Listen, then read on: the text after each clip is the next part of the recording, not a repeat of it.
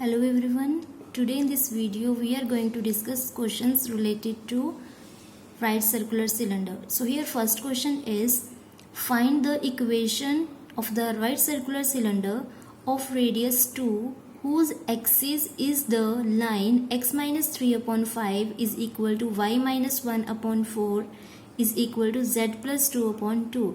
तो यहाँ पे हमें ऐसे राइट सर्कुलर सिलेंडर का इक्वेशन फाइंड करना है जिसका रेडियस क्या होना चाहिए 2 होना चाहिए और एक्सिस ऑफ द सिलेंडर क्या होना चाहिए ये लाइन. ठीक है. सो एक्सिस ऑफ द सिलेंडर होता है कि हमारे पास फिक्स स्ट्रेट लाइन होता है जिसके अबाउट हमारा जनरेटर जो है वो रोटेट करता है ना. तो हमने मान लिया ये हमारा वो फिक्स स्ट्रेट लाइन है यानी this line is axis of the cylinder. तो ये एक्सिस का इक्वेशन हमें दिया हुआ है. ठीक है. अब हमें पता है ये जो लाइन है वो कौन से पॉइंट से पास कर रहा है. पासिंग पॉइंट क्या होता है x minus x1 y minus y1 z minus z1. तो x1 is 3 y1 is 1 and z1 is minus 2. तो ये लाइन जो है एक्सिस ये जो फिक्स स्ट्रेट लाइन है ये कौन से पॉइंट से पास कर रहा है 3 1 एंड माइनस 2. तो हमने ये हमारा जो एक्सिस का लाइन है वो है. ठीक है. दिस इज द एक्सिस और इस पे हमने ये पॉइंट चूज कर लिया जिससे ये पास कर रहा है. Let this point P A 3 1 minus 2. ठीक है. पासिंग पॉइंट ये है. क्लियर. और राइट सर्कुलर सिलेंडर जनरेट कैसे होता है. हम ये फिक्स स्ट्रेट लाइन से एक फिक्स डिस्टेंस पे एक पैरेलल लाइन इसके कंसीडर करते हैं जो फिक्स डिस्टेंस से इस लाइन के अबाउट फिक्स्ड लाइन के अबाउट रोटेट करता है. तो वो फिक्स डिस्टेंस क्या होता है रेडियस ऑफ द सिलेंडर. तो रेडियस कितना दिया हुआ है 2. तो हमने ये 2 डिस्टेंस पे यहाँ पे ये जनरेटर कंसीडर किया हुआ है. ठीक है. सो देखिए हम ये क्वेश्चन से डील कैसे करेंगे. अब now let P x y z be any point on the required cylinder. हमने क्या किया यहाँ पे पी पॉइंट चूज कर लिया ये सिलेंडर पे एक्स वाई जेड. ठीक है. This point P. Now from P draw P M perpendicular on the axis of the cylinder. हमने यहाँ पे ये परपेंडिकुलर ड्रॉ कर लिया और हमें पता है इन दोनों लाइंस के बीच में डिस्टेंस कितना है 2 है ना. तो यहाँ पे हमने 2 रखा. सो पी एम की वैल्यू कितनी है 2 which is radius of the cylinder. और ये पॉइंट हमने कहाँ पे चूज किया है ए 3 1 माइनस 2. ये हमने यहाँ पे चूज किया बिकॉज ये जो हमारा एक्सिस है वो ये 3 1 माइनस 2 पॉइंट से पास कर रहा है.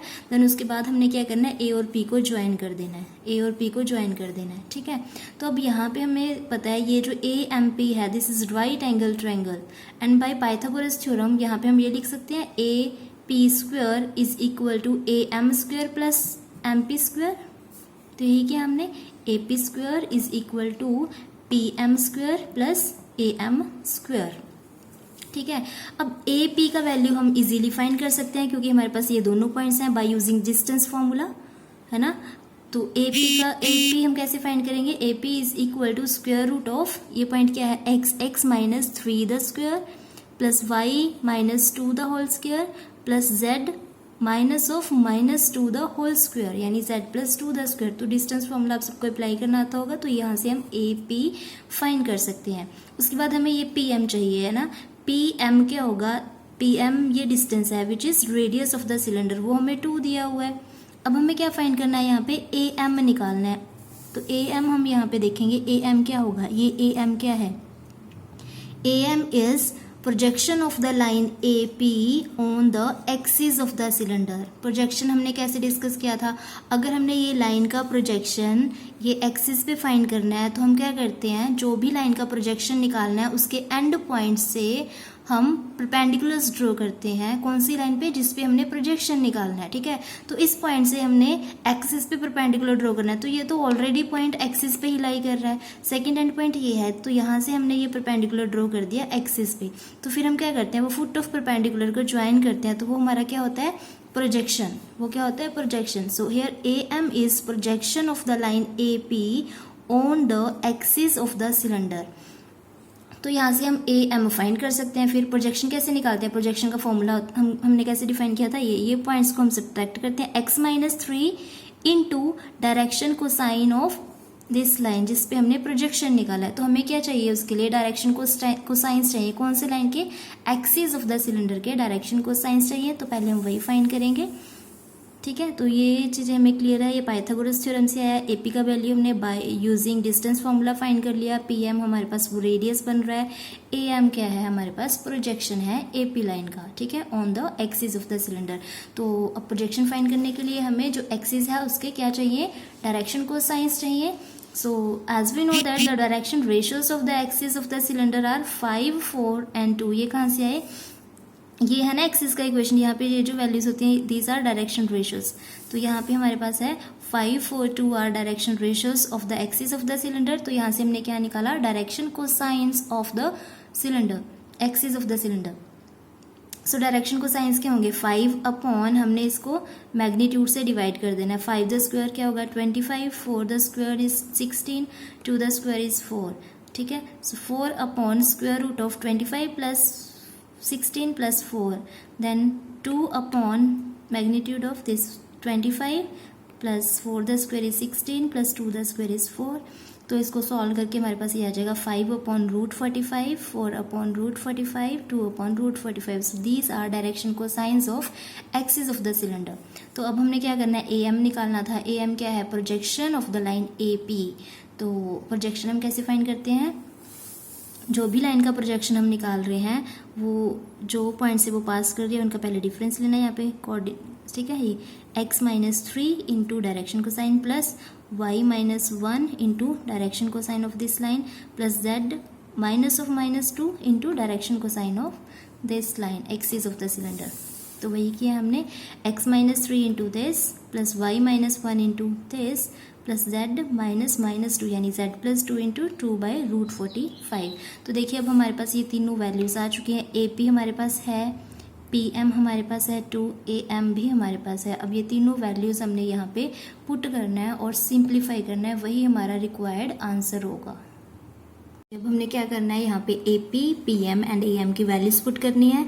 सो AP की वैल्यू क्या थी हमारे पास, स्क्वायर रूट ऑफ दिस, लेकिन यहाँ पे स्क्वायर है तो स्क्वायर से स्क्वायर रूट कैंसिल आउट हो गया। PM की वैल्यू हमारे पास थी 2, तो 2 the square is 4 and AM की वैल्यू थी हमारे पास 10। इसका हमने स्क्वायर करना है, ठीक है। ये जो हमने प्रोजेक्शन निकाला था, AM की वैल्यू थी 1/√45 into 5 into x-3 plus 4 into y-1 plus 2 into z+2। ये थी जब हमने स्क्वायर किया तो ये स्क्वायर रूट से स्क्वायर रूट कैंसिल आउट हो गया और यहाँ पे क्या आ जाएगा स्क्वायर। सिंपली हमने ये जो वैल्यूज निकाली हैं वो इस फॉर्मूला में पुट की हैं, ठीक।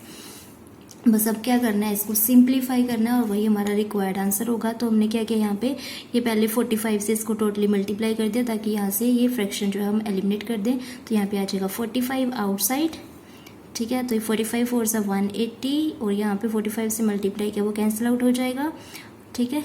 तो इसका ये फॉर्मूला ओपन कर दिया, a + b + c the whole square, a² + b² + c² plus 2ab plus 2bc plus 2ca, ठीक।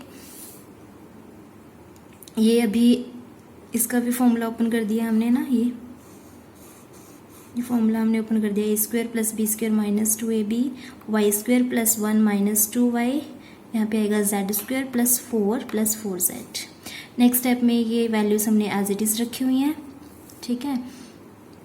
और इधर ये 180 एज इट इज प्लस ये 25, ये फॉर्मूला ओपन कर दिया, x-3 the square is x² + 9 - 6x + 16 as it is, y-1 the square, इसको हम ओपन करेंगे, y² + 1 - 2y प्लस 4, ये आ जाएगा z² + 4 + 4z प्लस 40, ये आ जाएगा xy -(x) -3y + 3, this is 16, ये yz + 2y - z -(2) प्लस 20, यहाँ पे मल्टीप्लाई गई xz + 2x - 3z -(6).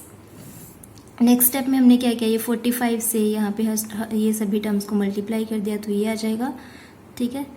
तो ये आ गया हमारे पास, this is equal to 180 plus हमने क्या किया, 25 पे यहाँ इनसाइड मल्टीप्लाई कर दिया, 16 को मल्टीप्लाई कर दिया, ये 4 40 16 20 ये सभी टर्म्स को हमने मल्टीप्लाई करके यहाँ पे लिखा, ठीक है। उसके बाद हमने क्या किया, यहाँ पे जो टर्म्स कंबाइन करनी थी हमने कंबाइन कर ली। यहाँ पे 45x स्क्वायर है, यहाँ पे है 25x स्क्वायर। ये राइट हैंड साइड पे, इसको लेफ्ट हैंड साइड पे शिफ्ट करोगे तो ये नेगेटिव हो जाएगा। 45y स्क्वायर, यहाँ पे है 16y स्क्वायर, तो इसको हमने लेफ्ट हैंड साइड पे शिफ्ट किया, ये नेगेटिव हो गया। यहाँ है 45z स्क्वायर और यहाँ पे है 4z square, left hand side पे शिफ्ट कर लिया इसको, है ना। बाकी ये -270x minus of 90y plus of 180z, 45 × 14, ये हमने एज इट इज़ रखा हुआ है। This is equal to 180 plus, अब इसके बाद ये टर्म्स तो हमने ऑलरेडी शिफ्ट कर लिए हैं, है ना, लेफ्ट हैंड साइड पे। बाकी का यहाँ पे 16 + 16 इज 32 और ये 32 से 32 हमारा ये कैंसिल आउट हो गया है, ठीक है। 16z से 16z कैंसिल आउट हो गया, 32y से 32y कैंसिल आउट हो गया है, ये 40x से 40x कैंसिल आउट हो गया, 120 से 120 कैंसिल आउट हो गया। तो बाकी जो रिमेनिंग टर्म्स थी वो हमने यहाँ पे एज इट इज़ लिखी है, ठीक है। नेक्स्ट स्टेप में हमने क्या किया, इसको सब्ट्रैक्ट करोगे। 45 - 25 is 20, 45 - 16 is 29, 45 - 4 is 41z square. अब यहाँ पे है -270x और जब आप ये इधर इसको लेफ्ट हैंड साइड पे शिफ्ट करोगे ये आएगा +150x। यहाँ पे हमारे पास -90y, ये हो जाएगा +120y, दिस इज 180z और यहाँ पे इसको लेफ्ट हैंड साइड पे शिफ्ट किया +60z। देन ये जो सभी टर्म्स हैं इनको हमने लेफ्ट हैंड साइड पे शिफ्ट कर लिया, ठीक है। तो ये बन रहा है हमारे पास, so this is equal to 0, यहाँ पे 0 आएगा। सो नेक्स्ट स्टेप में हमने क्या किया, as it is 20x square, 29y square, 41z square, ये हमने इन दोनों को सब्ट्रैक्ट किया। -270 + 150 is -120, -90 + 120 is +30y, 180z + 60z is 240z। यहाँ पे as it is -40xy -16yz -20zx and 45 × 14 is 630 and ये माइनस माइनस प्लस हो जाएगा, यार है -405। देन हमने इसको सिंप्लीफाई कर लिया, ये यहाँ पे सब्ट्रैक्ट करना है, बाकी सब एज इट इज आ जाएगा। So this is our required answer.